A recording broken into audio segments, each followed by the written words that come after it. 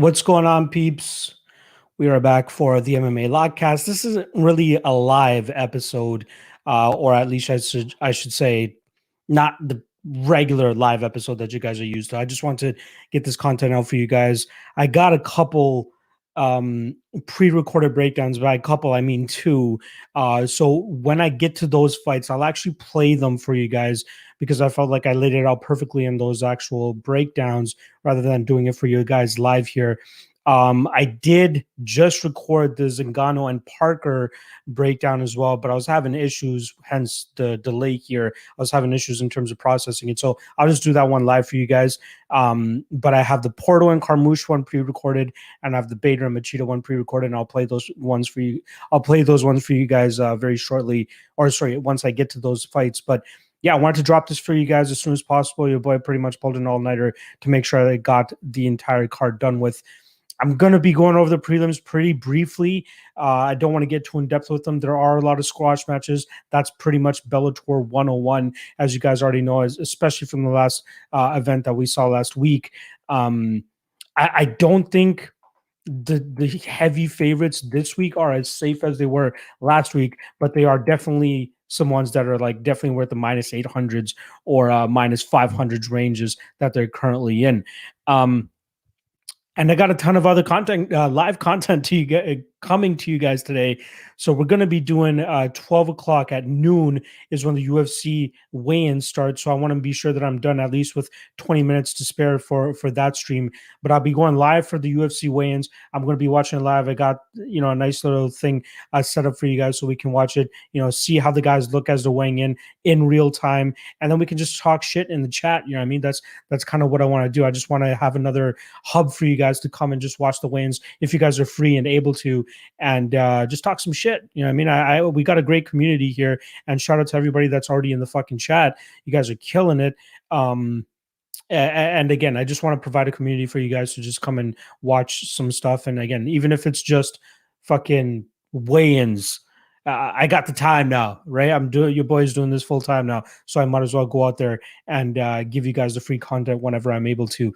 All right, let's see what the chat is saying real quick, and then I'll actually jump into the card for you guys. One sec. I just wanted to pull up. By the way, you bet your ass I'm fueled by some coffee right now. There's no way I can do this without coffee. I used to do energy drinks a lot, but I can't do that anymore. I mean, I got to get my health and all that shit in check. And the first thing is to drop those energy drinks. They're nothing but bad for you. So I'd rather stick with the coffee here. We got my guy Wongi77 in the chat already. He's on that Machida train. You guys will find out shortly what train I'm on. Jace, sorry. Jace Fabian, Bellator has been money. Their matchups always favor the paper more than the reality that is MMA. Anything can happen, so always profitable. Exactly. Pretty much every favorite won last week, right? Outside of, well, Jason Jackson, I believe, was the favorite. I might be mistaken there. And then Kana Watanabe pulls off the upset. I went 5-0 on the main cards. I didn't do the prelims, but I probably would have swept the card as well. James Corey is saying breakfast with Locke. You're having breakfast with me tomorrow too. If you guys know that I do the fight day live chat as well. We have an early UFC card tomorrow. It starts at noon Eastern time. So I'm going to be doing my fight day live chat at 10 a.m. Eastern tomorrow. So you're going to have 2 back-to-back days. Breakfast with Locke. Appreciate you guys joining me. Never is saying I've been killing the content. I'm full time. What am I supposed to do? Of course, I got to do it. Exactly. You called it yourself. Brian Timko, amazing to have this level of commentary for Bellator from Locke. For sure, brother. I want to put more time into it. Like since I went full time, we have 3 straight weekends. Actually, I lied. 2 straight weekends of Bellator and UFC weekends, right? Where we have Bellator on Friday, UFC on Saturday. So in terms of content and trying to make sure that I study everything as thoroughly as possible, it's getting me a little bit behind schedule, but I'm hoping that I can catch up. And I believe next week is the last one. I could be off in terms of a UFC and Bellator, back-to-back days. But yeah, I'm doing my best to get ahead of schedule so I can provide you guys with the content that you guys require. Tim Triano is saying full-time luck. Exactly. Never was saying, yo, you're doing a fight companion this weekend. I probably won't, man. I just want to chill, kick back and chill. It is during the day, and it is my pops' birthday tomorrow as well. So I'm just going to watch the fights and then just get with the family and all that. I'm not trying to get too wrecked or too crazy, but I appreciate the support for sure.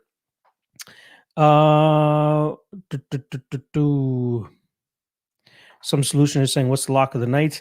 Unfortunately, I gotta save that for my Patreon members. Again, the policy that I've been going with ever since I started this whole lock of the night thing about 4 years ago is I'm not a full tout, but if I'm on a three event winning streak, I only give my picks to my Patreon members. If you guys want to support it and support the show and support your boy, $5 a month is all I ask. That's what the Patreon is, and you get all my official picks, even when I'm charging the public, like I currently am. And then again, a ton of other great content on there. So I apologize that I can't be so transparent about my lock of the night plays this weekend. But once I hit a losing event, then I'll go back to free picks until I had 3 straight winning events again. So right now, though, I'm on a 5 event winning streak, so I got to keep that shit rolling. James Corey saying body language at weigh-ins is something I strongly consider. I agree. Looking forward to seeing how much Joe Slecki has improved since his last fight. That's Elite Shadow 47. I believe that. Yo was saying, how soon will you get these videos uploaded to podcasts? You got that video of additional connect up quick. If you guys prefer the audio podcast, yeah, I'll try to pretty much roll everything all over to the audio platforms as well as soon as I can, pretty much as soon as the stream is done. Don't forget the towel is saying good morning. Good morning to you, brother. Dirk Z is saying Gracie should have won. Terrible ref. I'm lucky that I was on the right side there. Connor Chiachia is saying, holy shit, it starts at 12 tomorrow. Yes, sure. Early start tomorrow. Nevro, is this the weigh-in show? The weigh-in show will be at 12. So I'm just going to rifle through Bellator with you guys right now, and then I'll start another stream for 12 o'clock. Jets Booty 69 Gaming saying Breakfast Club, you know it. Moy's audio saying prop show is too long. You need to make it more efficient. I think people are enjoying it the way that it is, to be honest. I get what you're saying in terms of, we do hit that 2-hour mark for sure. But it's hard to kind of cap myself and Cody. Like, kind of both like to talk, and people seem to like it. But yeah, I'll definitely try to keep that in mind moving forward. I do have the timestamps though.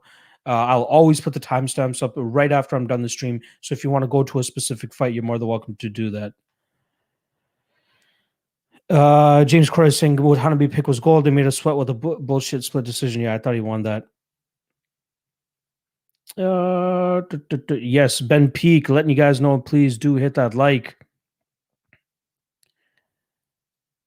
Pascal Gabolt is saying, I love the prop show, how it is. I appreciate it, buddy. Wangi 77, I enjoy that you guys go in depth more on props. It's a lot of fun. All right. Jace Fabian is saying the prop show is the shit. All right.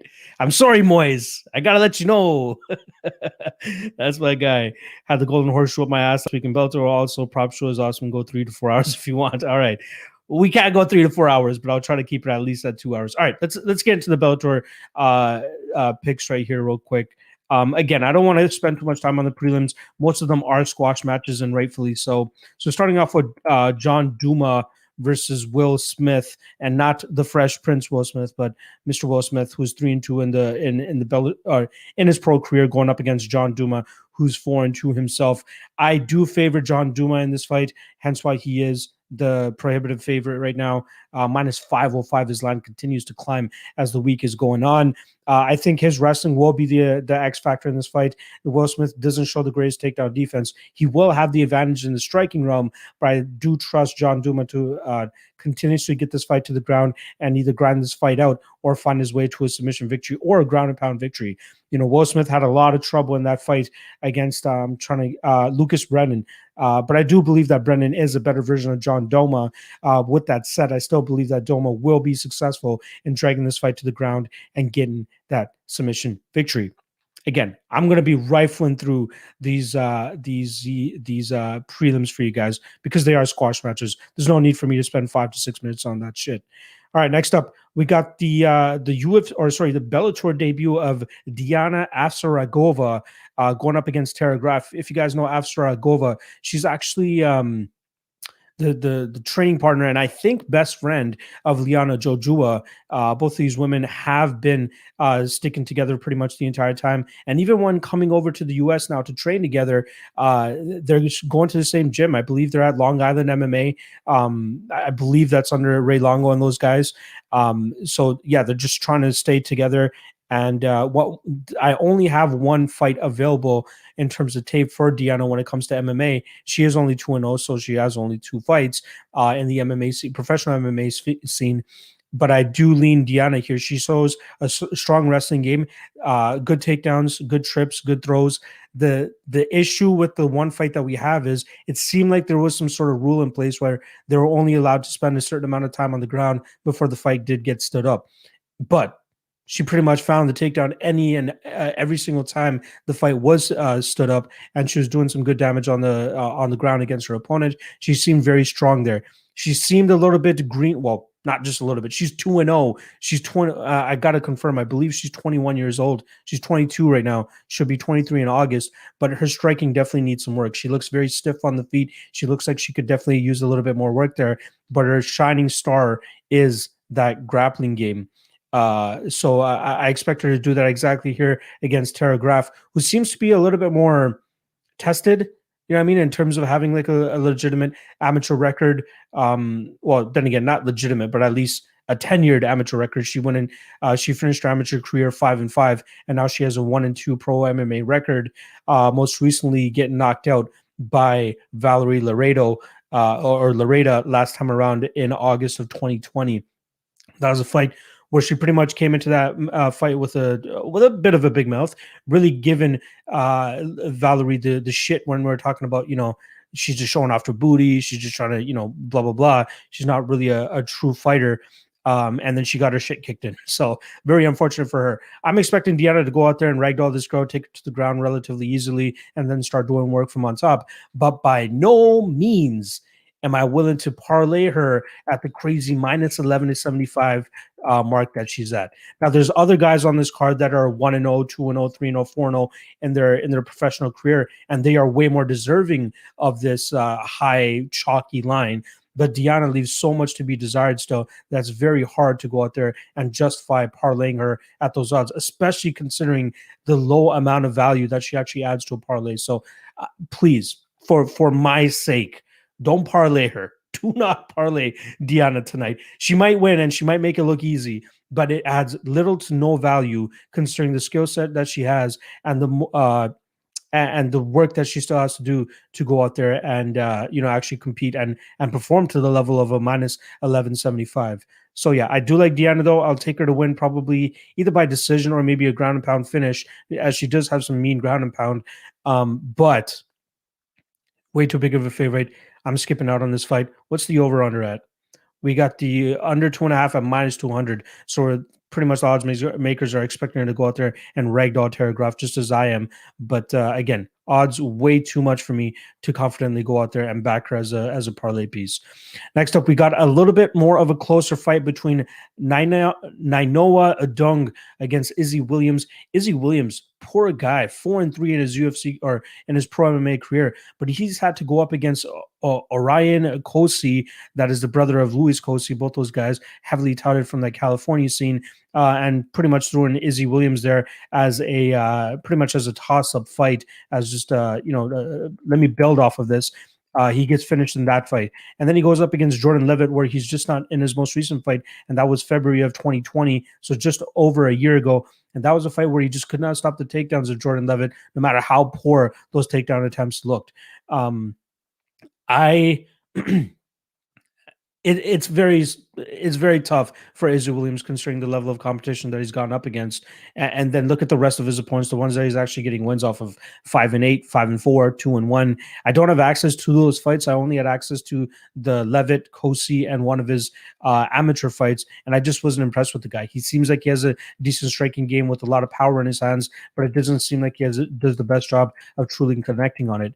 Dung, on the other hand, shows one of my favorite techniques in the MMA game, which is that calf kick, and he seems to have a smoother striking game than Izzy Williams, which is why I believe he is the favorite in this spot.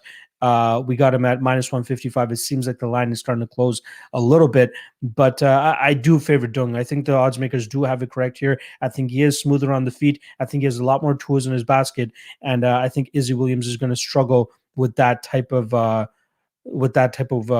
work. I think it's really going to be hard for Izzy Williams to get his game going. Noah Dung should definitely have him covered in the striking realm here. I'd be kind of surprised if we see this fight hit the ground. Maybe that's a path to victory that Izzy Williams is going to look to kind of take advantage of. But I think he's going to struggle with that, and we'll see Dung go out there and either get a TKO finish or at least outpoint him all the way to a decision victory. All right, let's move on to the next fight. We got a minus 700 here, and Jalen Bates going up against Jeffrey Glossner, who's plus 460. And this is one of those guys that I believe is worthy of being a minus 700. This kid looks good. Now, I have access to some of his earlier amateur fights where he's going in there and absolutely dummying some of these kids. But I was quite impressed with seeing him go 15 hard rounds or 15 hard minutes against his last opponent in his in his Bellator debut. And actually his professional MMA debut. The kid's name was Joe Sapino, who was also making his MMA debut. And he ragdolled the guy. You know what I mean? He has a good grappling game, solid takedowns, good jiu-jitsu as well, is able to ride his opponents from on top and really transition pretty effortlessly throughout those motions. And, and he has a solid striking game. I did see him get dropped a couple times while on the feet in the amateur scene, and it seems like Glossner has some decent power in his hands. So that's something that Jalen Bates is going to have to worry about. However, I think he will be successful in getting this fight to the ground with relative ease, and then really start to go to work from there. So whether it's a ground and pound finish or a decision victory, I'm more so leaning the decision victory here for Jalen Bates. I think he goes out there and absolutely grinds this fight out. Jeffrey Glossner, he did show takedown deficiencies and not the greatest get up game against Jose Avalos in his first pro MMA fight, and that was January of 2018. So we're talking about over 3 years ago. Maybe he's made some improvements. The most recent fight he had was in November of 2019, where he got a 10-second knockout over an 0-0 guy. So not too much to really extract from that. The one fight that I wish we could get access to was the Anthony Jimenez fight. That guy is now 5-1-1. But Glossner did lose that fight via decision. I just don't have access to the tape and see how that actually transpired. If you were to tell me that he got grapple fucked, I'd absolutely believe you. And I expect Jalen Bates to do the same thing here against Jeffrey Glossner. So there is a little bit of hesitation on my end, given the lack of tape we have on Glossner. But Jalen Bates, from everything I've been seeing, the kid is a super prospect, I believe. And I think he's going to be a very solid spot coming into this fight. Even as minus 700, go ahead. Parlay that guy. I would rather parlay Jalen Bates than I would want to parlay Diana Afsaragova. I can't wait to hear how they pronounce it tonight, because I hate pronouncing names incorrectly. Absolutely hate it. All right. Speaking of fighters that are deserving of a super chalky line, we got Cody Law coming in at minus 800 against Nathan Garib at plus 500. I like Cody Law, man. The guy has a solid wrestling background. I believe he's from the Pennsylvania area, Penn State, if I'm not mistaken. Solid wrestling, trains out of ATT. I initially heard about him as he was one of the main training partners of Jorge Masvidal, especially getting ready for Kamaru Usman and tightening up his wrestling. But everything that we've seen from him inside the cage so far is very, very impressive. The guy has some decent striking, which is still in development, but has some good power on his shots to really make his opponents respect his game on the feet. And then he mixes in those takedowns and really gets his game going in that aspect too. The guy has a good submission game. I believe he has a dart stroke finish on his record already. Yeah, dart stroke finish in his first fight, his first professional fight, I should say. But even on the regional scene, he has 2 chokes on his record, 2 decisions, and a KO on his amateur scene. But he has finished both fights, and he showed great cardio in his fight against Kenny Champion, who was a guy that was 2-0 coming into that fight. And we saw Cody Law go out there and just time and time again get the takedown, land some good shots from on top, and then eventually at the end make a sprint for the finish line, and was able to get the finish with about 16 seconds left in that fight. So one thing that I like to see from these guys is them get extended and see that they actually have the cardio to hold up, and not being just these like one and done kind of guys like Luis Cosi, right? Luis Cosi goes out there and just gasses out after 4 minutes, and then he has nothing to give for the rest of the fight. Whereas guys like Cody Law and Jalen Bates, you see them go a hard 3 rounds and able to keep up their dominance from minute 1 to minute 15. So I like Cody Law in the spot, and I think he's he's a good solid a parlay piece at even at minus 800. Again, another solid spot. So if you guys are counting, Bates and Law already solid parlay pieces. Moving on to the next fight, we got Katz Bell going up against Jornel Lugo. This one is one that I'm having a little bit tougher of a time getting a read on. Jornel Lugo looks really good on the feet. I think he will have the striking advantage here. I'm intrigued to see whether Katz Bell one goes for the takedowns, which I think he should, because that's where he'll probably have the advantage. But two, will he be successful in doing so? I'm not 100% sold on that. The guy's very, very flamboyant with his personality. You know, the green hair and all that type of stuff. Seemed to show decent striking or distance striking in his last fight. I'm trying to pull up the guy's name right now. 2 fights ago against Pierre Deguzin. And then last time around, gets a very tough test, right? You're 5-0 going into your 6th fight. And you draw Rafian Stotts, who's 13-1 at the time, and a very solid fighter on that regional scene, even in Bellator. So a very tough ask for him there, and then he ends up losing that fight via 3rd round rear naked choke. I feel like Lugo will have the advantage on the feet, and I think his takedown defense will be good enough to keep it on the feet, and that's where I think he'll start to give Caspel some issues. And in terms of metrics here, Caspel is a pretty tall guy at this weight class. We got 5'10" with a 67-inch reach, and then Jornel Lugo on the flip side is 5'9" with a 73-inch reach. I'm looking forward to this matchup because I do think that Jornel Lugo has a little bit of a ceiling here. I think that he does have some solid potential, but this is a great fight for both kind of guys that are like pretty much built their names within the Bellator cage that are going up against each other. But I do lean Lugo here. Not so keen on that minus 335 though. I think that Bell will definitely show up here, but I'm going to take Lugo eventually to take this fight via decision by outstriking Casbell from the outside. All right, let's move on to the next fight that we got here. Again, we're rifling through these prelims. I don't want to spend too much time because I do want to spend a little bit more time on the fights that we have a little bit further, or at least on the main card. Next up, we got Talita Nogueira versus Jessica Borga. 7-2 Nogueira against 3-2 Borga. Talita Nogueira has definitely been staying busy on the grappling scene, not so much on the MMA scene. Her last fight was October of 2019 at Bellator 231, where she lost a very close decision to Jessie Miel. Before that, she loses to Julia Budd. That was actually her first ever loss.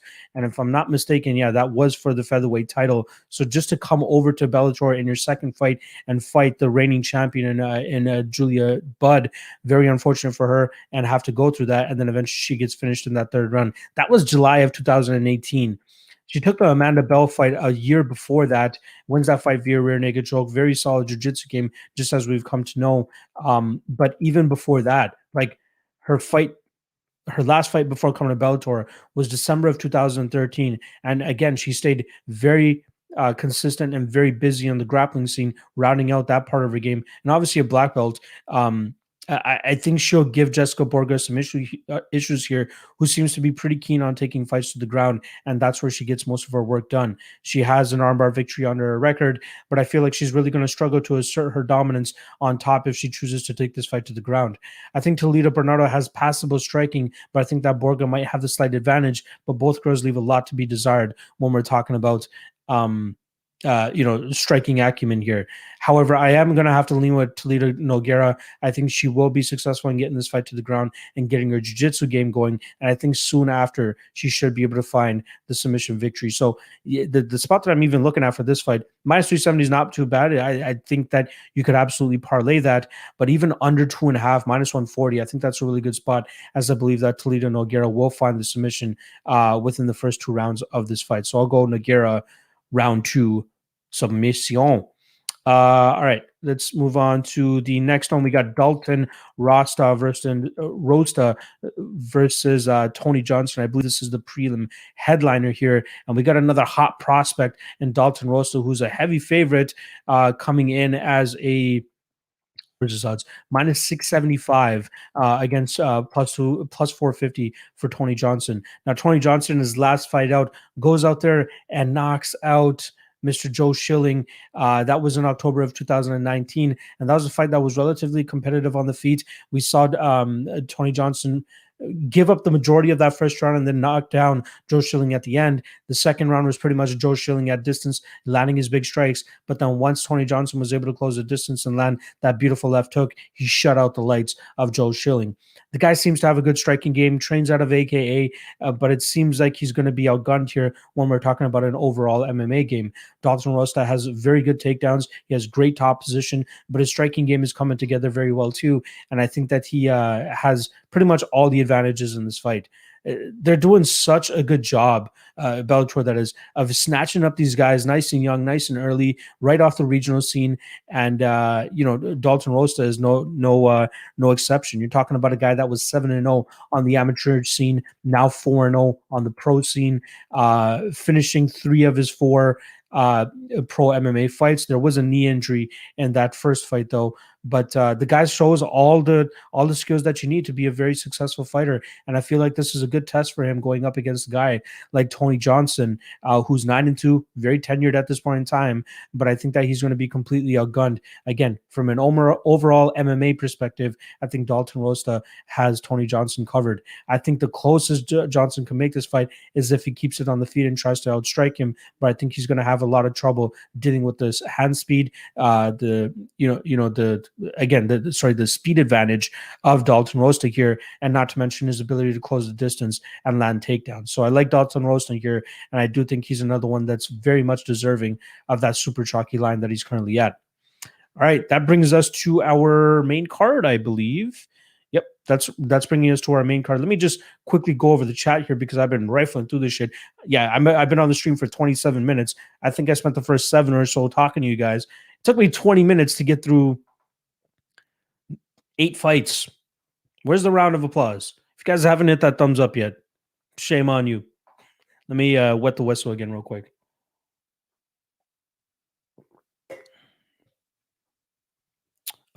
According to Freddie Freeball, the weigh-ins have already started. Is that correct? Oh, fuck, they have. Well, ain't that some shit? All right, I'll try to wrap this up as soon as possible so that I can actually get on over to the weigh-in stream. God damn, that really screws me up.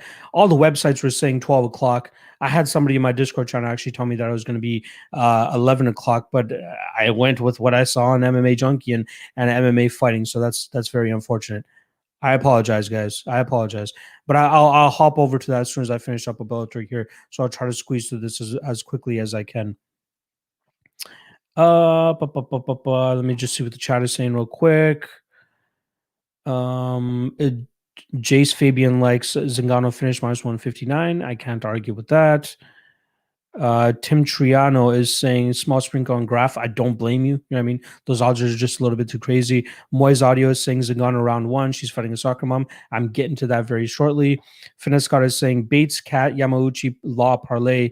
Can't say I don't hate that. To my guy MMA Locker Room is in there. He's like he has Carmouche minus 170. I don't hate that. Where are we at? Freddie Freeball and probably all the dogs on this card win. Live like a king. If that fucking happens, that would be crazy. Yeah, hats off to you if you're able to cash that shit, but I highly doubt that's going to be happening tonight. I apologize, buddy. Don't want to burst your bubble or anything like that. Give me 1 sec.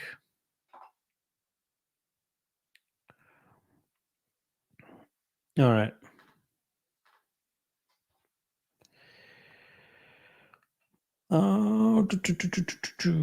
Okay.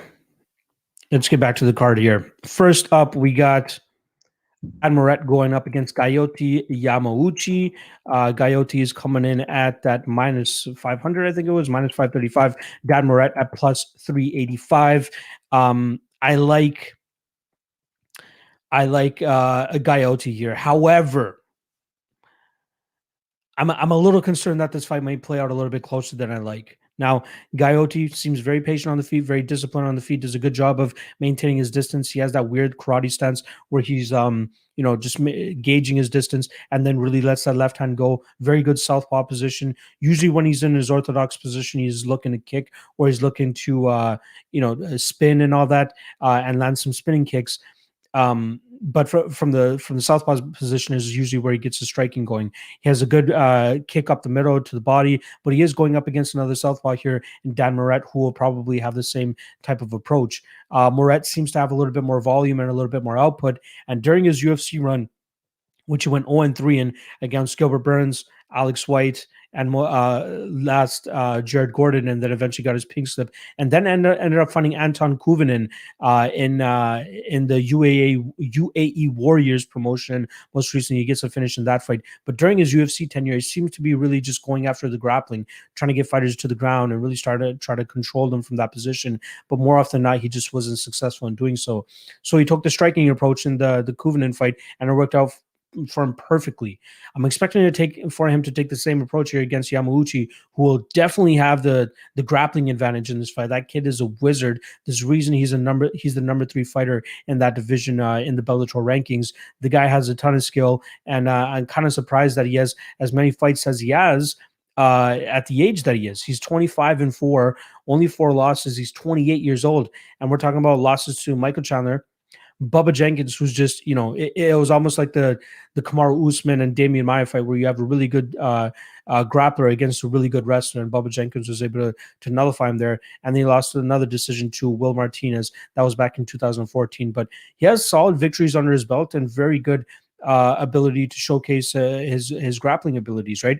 The Daniel Vaicho fight went to a split decision, but I thought he soundly won that, as Vaicho was trying to kind of stalk him and walk him down, but he was really having trouble dealing with the issue, or dealing with the range and the striking and the distance striking of Gaiotti in that fight. But Gaiotti, again, if you give him his back a little bit, like if he clinches up with you, or sorry, goes for a takedown, changes to a clinch, or chains it to get in the back, he's going to jump on your back, and more than likely he's going to sink in that rear naked choke. Now, Dan Moret has never been submitted in his pro MMA career, but that might be tested a lot this weekend tonight against Gaiotti Yamauchi. At the end of the day, I'm still going to go with Yamauchi. I think he ends up getting the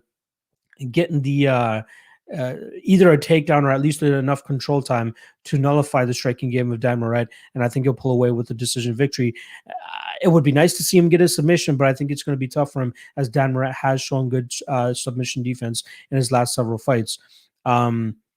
But the issue here is he gave up 6 takedowns in those 3 fights in the UFC, and that's just not a good look. I don't think that Gaiotti Yamauchi is this crazy wrestler per se, but he does show off some decent takedowns and trips in some of his fights. I think he's going to struggle a little bit to get Dan Moret down here, but I think that takedown will eventually come at least once in 2 rounds, and once each in 2 rounds.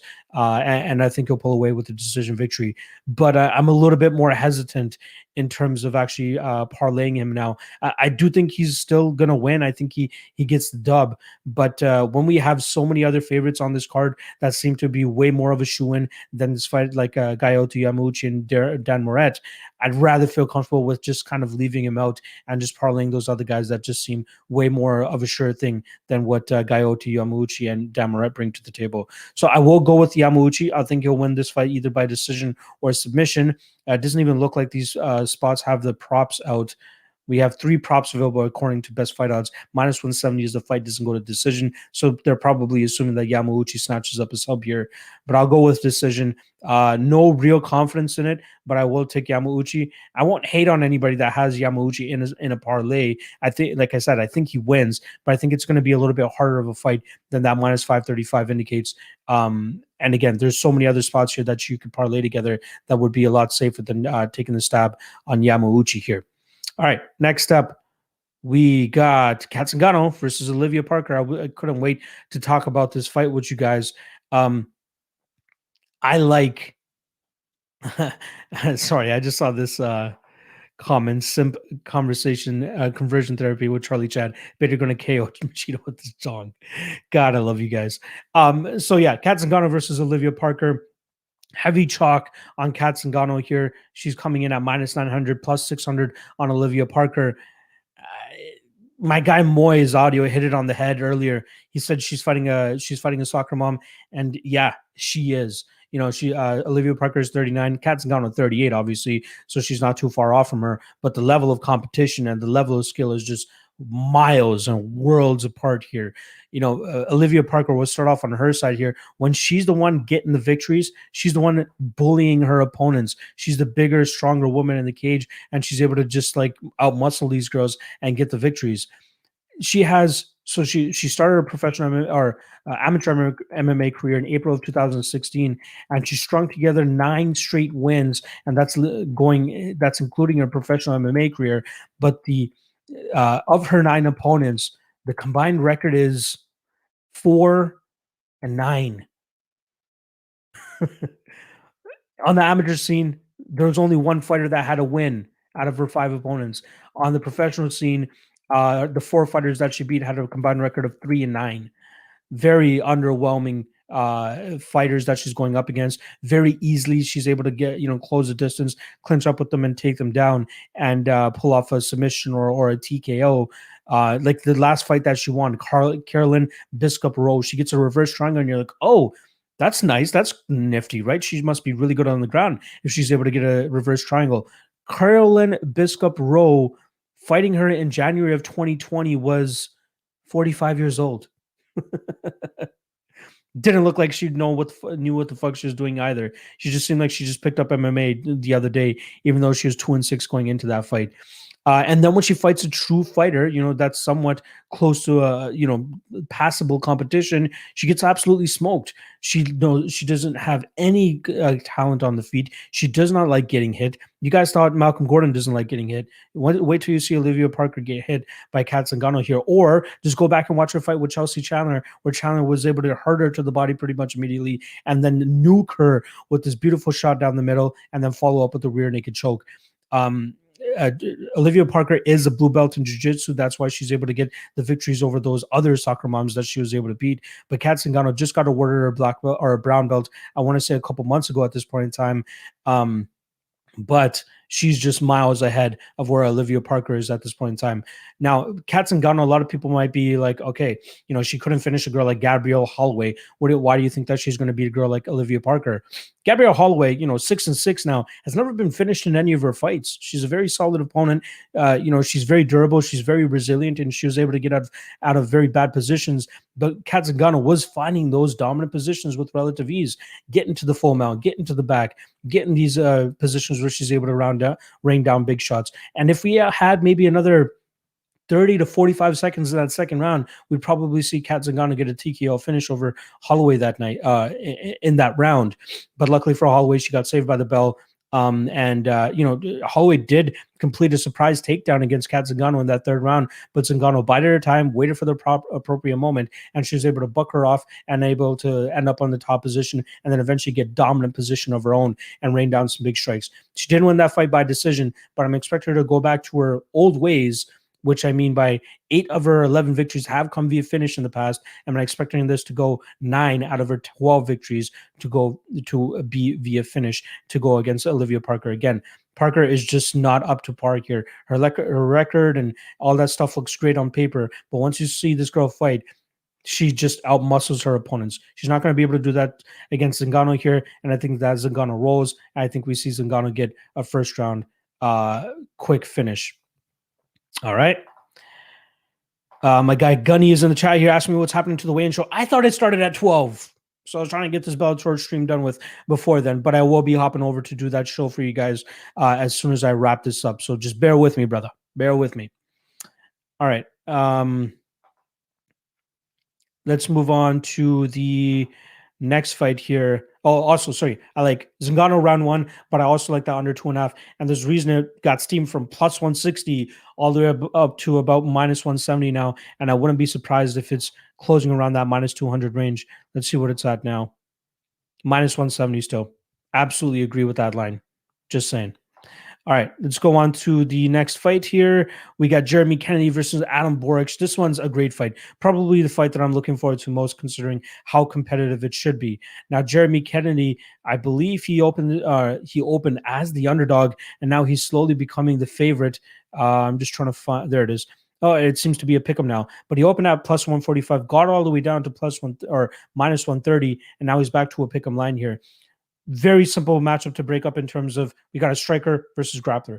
We got the great grappling with Jeremy Kennedy, who seems to be taking his career even more seriously now, even after his UFC run, training full time down there at Extreme Couture in Las Vegas. Very good training camp for him to go out there and make improvements in his game. Adam Borics coming out of Stanford MMA, great striker, great leg kicker. And if there's one fight that you want to go back and look, if you want to go back and look at one fight in particular to kind of compare to Jeremy Kennedy, look no further than his fight against Mike Hamill. If you guys remember Mike Hamill, he just fought Usman Nurmagomedov the other week. But Mike Hamill pretty much has the same game plan as Jeremy Kennedy, but I'd say that Jeremy Kennedy probably has a better striking game as well. So he'll probably be able to mix in his grappling a little bit better than Mike Hamill was able to. However, Mike Hamill was still able to secure takedowns. He was still able to get some good top pressure and good top control and good damage from on top. But Borks did a good job of getting back to his feet and really damaging that lead leg of Mike Hamill, which I think really caused him to kind of slow down the later the fight went. However, I think Jeremy Kennedy has a solid gas tank to go up full 3 rounds to pretty much grapple fuck Adam Borks to the ground. And I think that's exactly what's going to happen here. However, I do think that Borks is much better on the feet.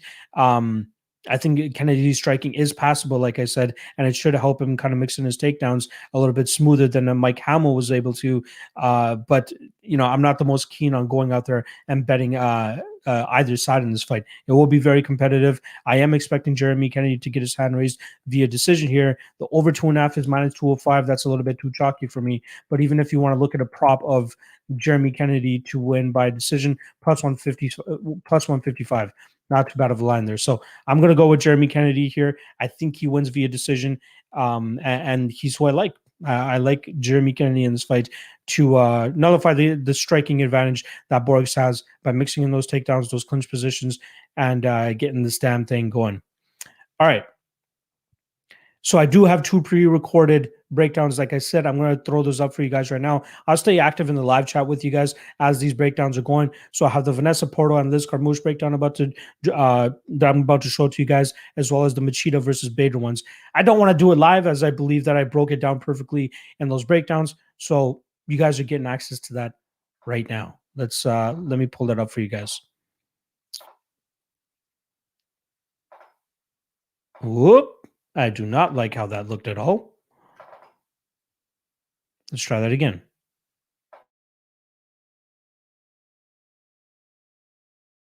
Liz Carmouche versus Vanessa Porto. We got minus 170 on the second or sophomore Bellator veteran here. Liz Carmouche and plus 150 on the debutante Vanessa Porto, who's coming over from Invicta. Let's start off with Liz Carmouche, who's making her second walk to the Bellator cage. She's coming off a successful victory over Deanna Bennett, where that second round looked a little bit iffy. She did end up losing that round. She did enough, in my opinion, to win that first round. But the third round is where she was really able to turn it on and then eventually sink in that rear naked choke to bring home her first Bellator victory. So good for her. That night, she ended up cashing as a slight favorite there, I believe it was. Oh, actually a huge favorite, minus 675.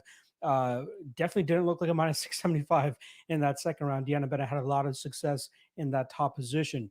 Liz Carmouche was coming off roughly a 2-year layoff, though, so we do have to cut her a little bit of slack. Her last fight was against Valentina Shevchenko in a fight where, it went all 5 rounds, but it was pretty much uneventful, right? We had Liz Carmouche on the outside, not really doing the most amount of damage whenever she was closing the distance, but Valentina Shevchenko was pretty much able to keep her at bay with her superior striking. Before that, we did see her have 2 successful fights against Jennifer Maia and Lucy Pudilova, both girls that were probably going to give her trouble on the feet, but she did a good job of implementing her wrestling and her jiu-jitsu to get the fights to the ground and accumulate enough control time and significant strikes on top to get the judge's decision in both of those fights. Vanessa Porto, on the other hand, she's coming over from Invicta as the flyweight champion. She was actually scheduled to defend that title against Karina Rodriguez in her next fight.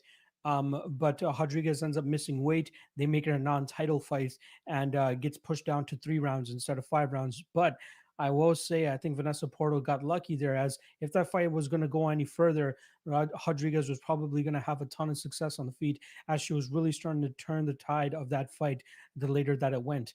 Luckily for Vanessa Porto, she was able to secure a couple of takedowns, land some good shots of her own, and she secures the unanimous decision victory in that over those that 3 round period. But again, the momentum was definitely shifting, and we were seeing Porto start to fade a little bit. She got lucky, in my opinion, that it wasn't going any longer than that. She did go 4 rounds with Pearl Gonzalez before Pearl inadvertently eye poked her. They did end up getting a technical decision victory out of that, but she looked great in that fight. She looked great in the Mariana Moraes fight, where she submitted her in the first round. The Milana Dudieva fight, another one where she looked great the later that fight went. But then that was, the beginning of a win streak that she had, coming off of 2 straight losses to Jennifer Maya, obviously, who just lost to Liz Carmouche, as I was talking about. And then against Agnieszka, I'm not even going to try her last name, but she lost that fight via decision, another very close fight. Now, they had their weigh-ins earlier today, and you could definitely see the size difference, right? You got Vanessa Porto coming in at 5'3", with um, Liz Carmouche coming in at 5'6", so she's going to have a 3-inch height advantage here. But in terms of the reach, Liz Carmouche will definitely have an advantage there, only 1 inch. But I think we're going to see the size discrepancy truly come into play here.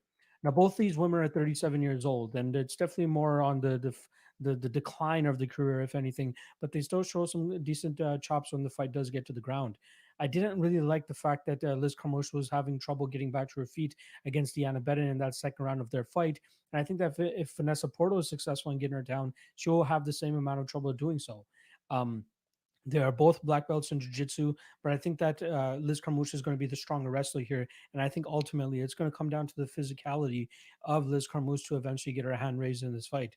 I don't think she gets the finish, but I think that she'll be able to ground and pin Vanessa Porto up against the cage, and then eventually drag her to the ground and really get the top pressure going past the guard. Control time, land a couple or chippy choppy shots, if you want to call it that, just enough to stay active that the referee won't stand it up. Vanessa, I think, has probably the better striking, or pure striking, I should say. Liz Carmouche does a good enough job to stay active enough on the feet, but eventually, more than likely, she does want to get the fight to the ground, and I think that's what she'll be able to do here against Vanessa Porto, who does seem to have, takedown defense issues. And now that she's going up against a big, strong girl like Liz Carmouche, I think she's going to struggle there. However, I'm just not the most sold on Carmouche at this point in time, that I'd be willing to, play her at that minus 170 line. She could absolutely poop the bed, and I think she has that UFC tax attached to her name, or that notoriety attached to her name, that people know who she is. And Vanessa Porto is kind of more so of an unknown coming over from Invicta. And even though she was the champ, she did lose a couple fights, right? A lot of people aren't really high on Vanessa Porto, or think that she's this crazy fighter, which is why Liz Carmouche is the favorite that she is. Now, the line is starting to close a little bit, so maybe people are getting privy to who Vanessa Porto is, but I still think that Liz Carmouche not runs away with this fight, but does get her hand raised in this fight via decision. I think, like I said, her strength, her physicality, her ability to get the fight to the ground, and muster up control time here will give her the nod here.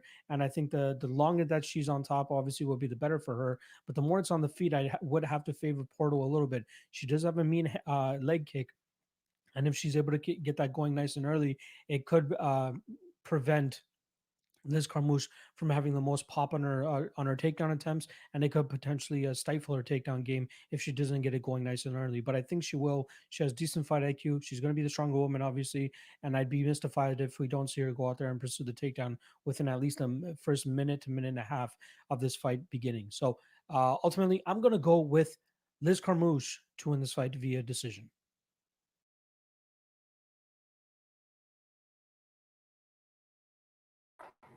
All right, there was the Liz Carmouche and Vanessa Porto breakdown. I am going with Liz Carmouche, as you guys obviously saw. And now I will pull up the Ryan Bader and Lyoto Machida breakdown for you guys here. Hope you guys enjoy it. And I think you guys are going to want to hear it. Trust me. You guys are going to want to hear it. All right, let's get into this breakdown.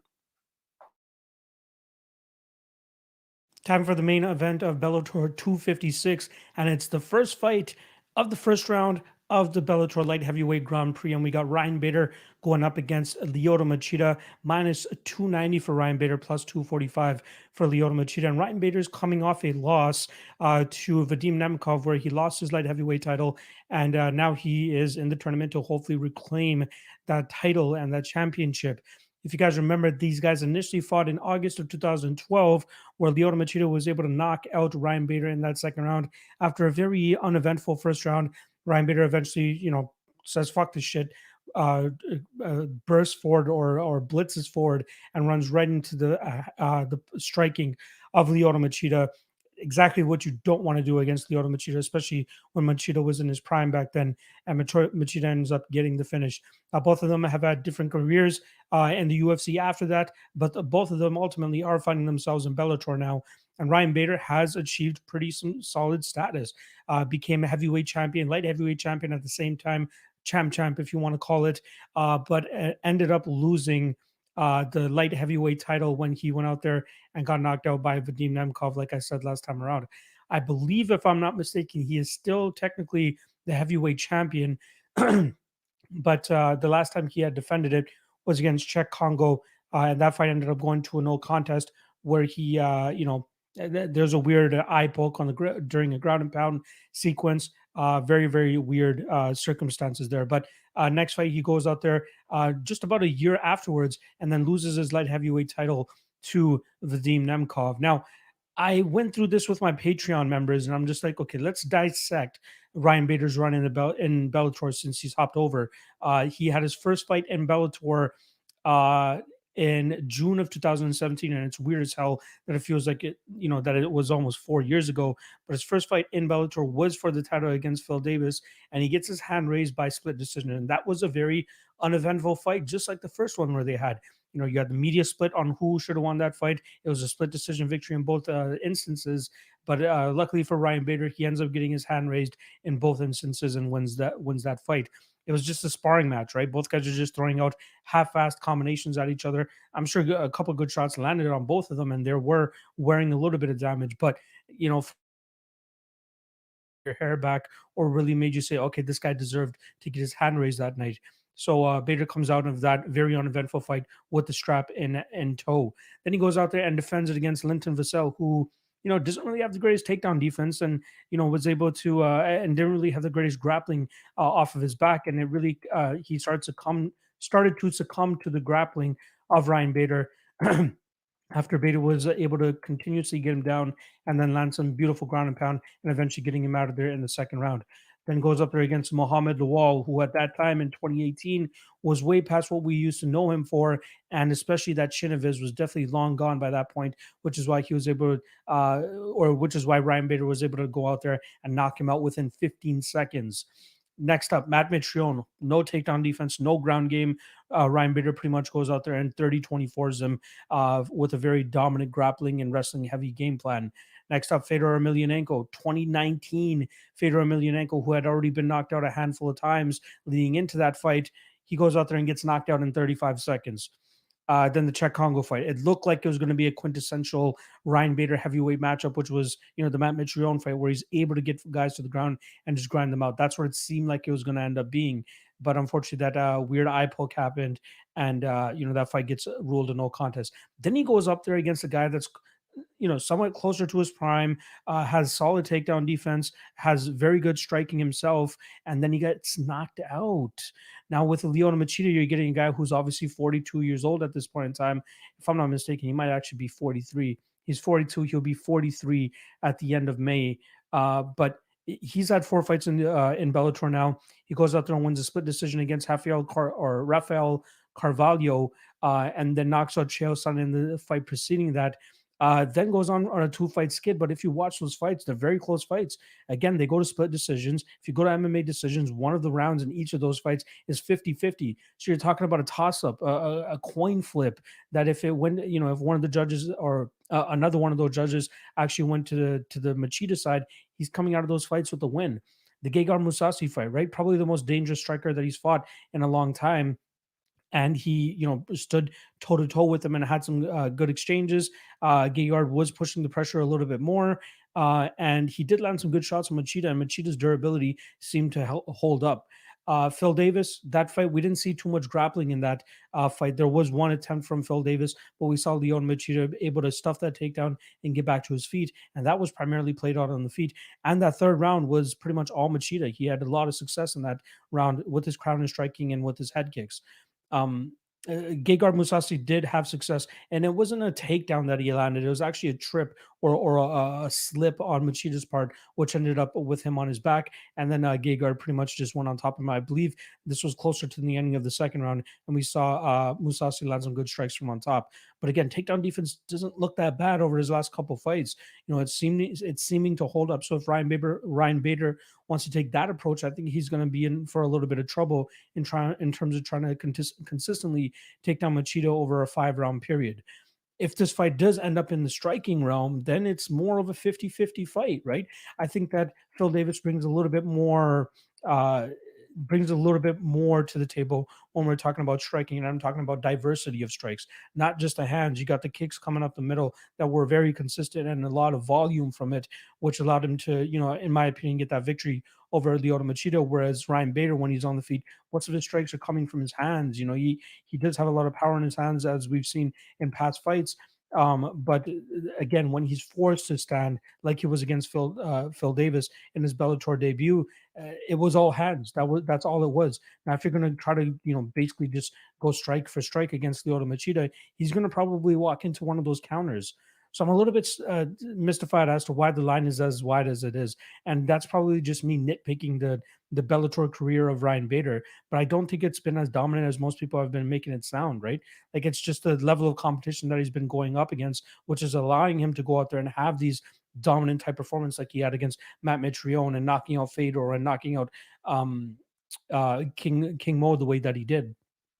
Lyoto Machida is still kind of competitive in his fights, and that's why I'm like, why is he plus 245? Why is he plus 250? I think this is closer to a 45-55 Ryan Bader fight, or even a 50-50 fight if this stays on the feet.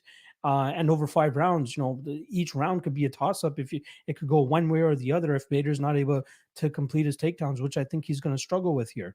So I can't believe I'm saying it, but I actually think that Cheetah has a good shot of winning this fight, whether it's via KO, not to mention that Ryan Bader is coming off a KO loss. And that fight, I believe, wasn't that long ago. That was August of 2020. So, yeah, okay. We're talking about 8 months ago. So, yeah, maybe he has, or just under 8 months ago, since it was closer to the end of August. So, yeah, that's a solid amount of time to take off from the sport to recover from a knockout the way that he did. And it wasn't just a knockout, right? It was like consecutive concussive blows that he was taking in that fight, because the referee, Kerry Hatley, in that fight was giving him all the chances that he could get. He got dropped multiple times. And then eventually, I think it was the third one that eventually Kerry Hatley was like, all right, this is enough. You're not coming back from this. But yeah, the one concern though about Machida that I have going into this fight is the somewhat lack of volume at times. He does let his opponent kind of run away, and he fights a little bit too close. He does let his opponent, have the more output. I'd like to see a little bit more counter striking from him, just like we used to know from Lyoto Machida back in the day. So I'm hoping that we can see that here against Ryan Bader. But over 5 rounds, Machida could squeak out 3 here. Again, if it's primarily a stand-up fight, I think that Machida could definitely go out there and get the dub. So I don't mind a plus 250 stab on Machida here, and I'm gonna take my balls out for you guys and go with Lyoto Machida here at plus 250 and take him to win this fight by decision. Again, it wouldn't surprise me if he goes out there and knocks out Ryan Bader either. Plus 550, I think, is the prop that's there, and I think that's not too bad of a line. But yeah, I think Machida is still capable of putting on a solid performance. We've seen that just in his last 2 fights against Phil Davis and Gegard Mousasi, who I think, Mousasi definitely the better striker than Ryan Bader. May not have as much power than him at this point in time, but definitely the better the striker. And we saw Machida go to a split decision with him and make it very competitive too. So And again, if he didn't slip in that second round, how would the rest of that round have gone? This is MMA at the end of the day, right? He might slip under Bader, and Bader might be able to, ground and pound him to a finish or something like that. But I do not agree with this line. I'm going to go with Machida here. I know he's close to 43 years old, but Ryan Bader is up there as well. I believe he's 37, close to being 38. He'll be 38 at the beginning of June. So, he's definitely getting up there in age too. So, yeah, I'll go Lyoto Machida to win this fight via decision. Bring on the hate, but you're giving me these types of odds, and considering how Machida has looked as of late, he hasn't completely lost a step. The only concern I have, like I said, was his output and his volume. If he can take that up a little bit more, or at least just really allow Bader start to fall into the traps that Lyoto Machida can still create, then I think it definitely goes a lot more in the favor of the Dragon here. So I'm going Lyoto Machida via decision.